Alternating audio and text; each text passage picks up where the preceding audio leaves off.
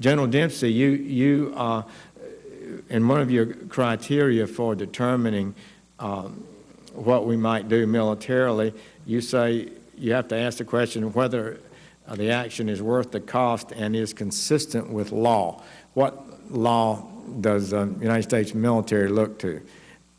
Yeah, if I could, since I'd like to address both because they are related. So cost, resources, risk incurred elsewhere by the use of force one other place. So, you know, it's a zero-sum game. We take them from someplace else, we use them for how long, and that's the kind of issue of cost, is it?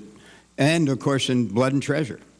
The issue of legal basis is important, though. You know, we act with the authorized use of military force either at the consent of a government, so we're invited in, or out of national self-defense, and it's a very, there's a very clear criteria for that. And then the last one is with some kind of international legal basis, an UNSCR. Wait a minute. Let's talk about an international legal basis. You answer under the Constitution to the United States government, do you not? And you don't need any international support before you would carry out a military operation authorized by the commander-in-chief. No, of course not. That's the second one I mentioned. I just want to know that because there's a lot of references in here to international matters before we make a decision.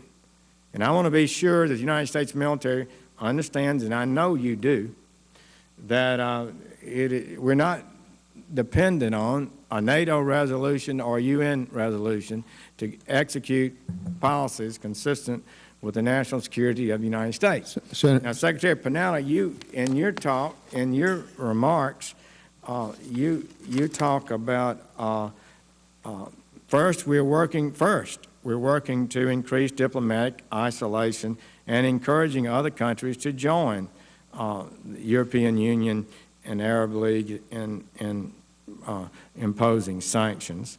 And then you note that China and Russia have repeatedly blocked the UN Security Council from taking action. Are you saying, and is the President taking the position, he would not act if it was in our interest to do so if the UN Security Council did not agree? When it comes to the kind of military action where we want to build a coalition and work with our international partners, then obviously we would like to have some kind of legal basis on which to do it, as we did in Libya. Now, some sort of legal basis. We worried about international legal basis, but nobody worried about the fundamental constitutional legal basis that this Congress has over war. We were not asked, stunningly, in direct violation of the War Powers Act, whether or not you believe it's constitutional. It certainly didn't comply with it. We spent our time worrying about the UN, the Arab League, NATO, and too little time, in my opinion, worrying about the elected representatives of the United States. Do you think that you can act without Congress and initiate a no-fly zone in Syria without congressional approval? You know, again, our goal would be to seek international permission, and we would come to the Congress and inform you and determine how best to approach this, whether or not we would want to get permission from the Congress. I think those are issues we would have to discuss as we decide what to do here. Well, I'm almost breathless about that, because what I heard you say is we're going to seek international approval, and then we'll come and tell the Congress what we might do, and we might seek congressional approval. No, well, I want to just say to you, that's a big dish. Wouldn't you agree? You've served in the Congress. Yeah. Wouldn't you agree that that's would be pretty breathtaking to the average American? So would you like to clarify that? But I've also served with Republican presidents and Democratic presidents who has always reserved the right to defend this country if necessary. But before we do this, you would seek permission of the international authorities. If we're working with an international coalition and we're working with NATO, we would want to be able to get appropriate permissions in order to be able to do that. That's something that all of these countries would want to have some kind of legal basis on which to act. What legal basis are you looking for? What entity? Well, obviously, if NATO made the decision to go in, that would be one.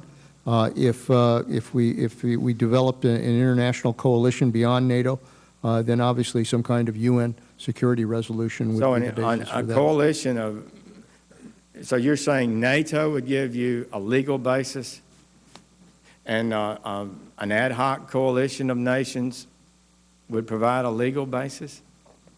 If we were able to put together a coalition and were able to move together, then obviously we would seek whatever legal basis we would need in order to make that justified. I mean, we can't just pull them all together in a combat operation without getting the legal basis on which to act. Who are you asking for the legal basis from? If it's obviously, if the UN passed a security resolution as it did in Libya, we would do that. If NATO came together as we did in Bosnia, we would rely on that. So, we have options here if we want to build the kind of international approach to dealing with the situation. Well, I'm for having an international support, but I'm really baffled by the idea that somehow an international assembly provides a legal basis for the United States military to be deployed in combat. I don't believe it's close to being correct. They can provide no legal authority.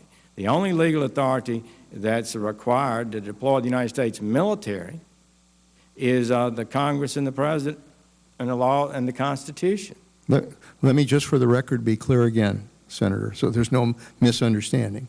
When it comes to the national defense of this country, the President of the United States has the authority under the Constitution to act to defend this country, and we will.